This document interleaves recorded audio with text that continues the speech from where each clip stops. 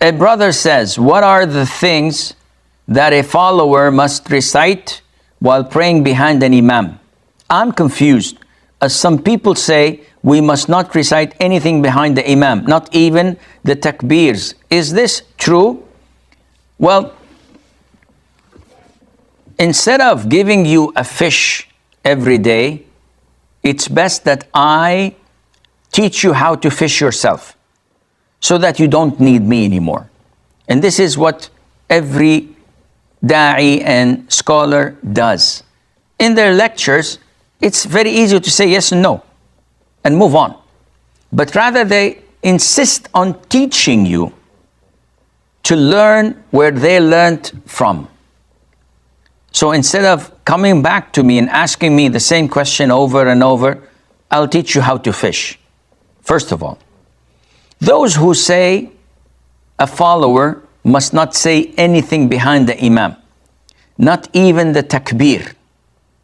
This is ridiculous. Nowhere in the Quran or in the Sunnah that it restricts you from saying anything. Rather the opposite. In the Sunnah, it teaches us how to pray behind an imam.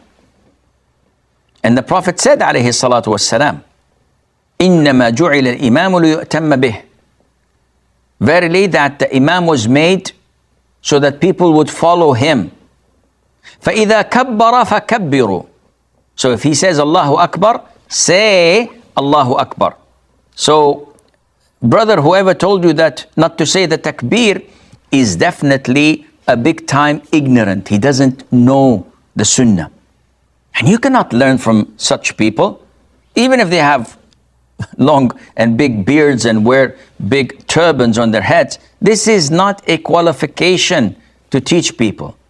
Those who teach people must be knowledgeable of the Quran and of the Sunnah, if you're a Muslim. But to be a blind follower of a madhab or a school of thought or a maslak, as they say, and ignore totally the Quran and Sunnah, Houston, we have a problem. So the Prophet said, as-salam, and if he says, Sami Allahu liman hamidah, you say, Rabbana wa lakal hamd. You have to reply and say, Rabbana wa lakal hamd. And the Prophet also ordered the Muslims to recite the Fatiha only behind the Imam when he prays in loud prayers. And this is why it's an issue of dispute among scholars, whether a follower must recite the Fatiha or must remain silent. So we all agree that a person praying alone, an individual, an imam must recite the Fatiha in every rak'ah. So an imam and an individual, they have to recite the Fatiha in every rak'ah because this is a pillar. The remaining would be a follower. So you're either an imam or an individual praying alone or a follower of an imam. As for the followers of imam, the scholars have disputed in regards of Fatiha. Some, and this is led by Abu Hanifa, may Allah have mercy on his soul, and those who follow him, say that it is not permissible to recite the Fatiha in any rak'ah when you're praying behind the imam, whether it's a loud rak'ah or a silent rak'ah. So what should I do? Just stand there and watch the stars and count them? They said, yes, you don't say anything. Other scholars, led by Al-Imam Al-Bukhari, may Allah have mercy on his soul, say that you must, as a follower, recite the Fatiha regardless of the type of rak'ah, whether it's silent or loud. A third group took a middle path after collecting all the evidences and analyzing them. And this is the opinion of Imam Malik ibn Anas. May Allah have mercy on his soul, the Imam of Medina. He said that in silent rak'ah, the ma'moom, the follower, is obliged to recite the Fatiha in every single rak'ah that is silent.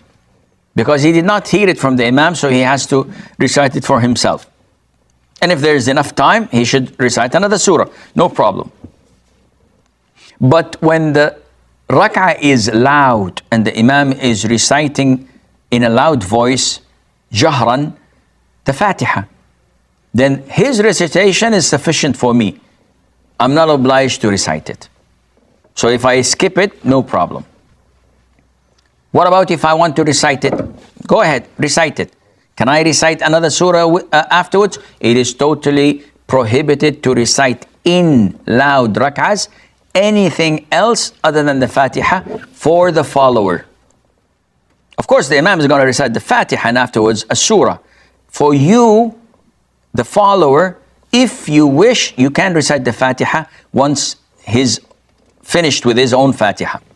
But you may not at all recite anything other than the Fatiha because the Prophet ﷺ prohibited that. So I hope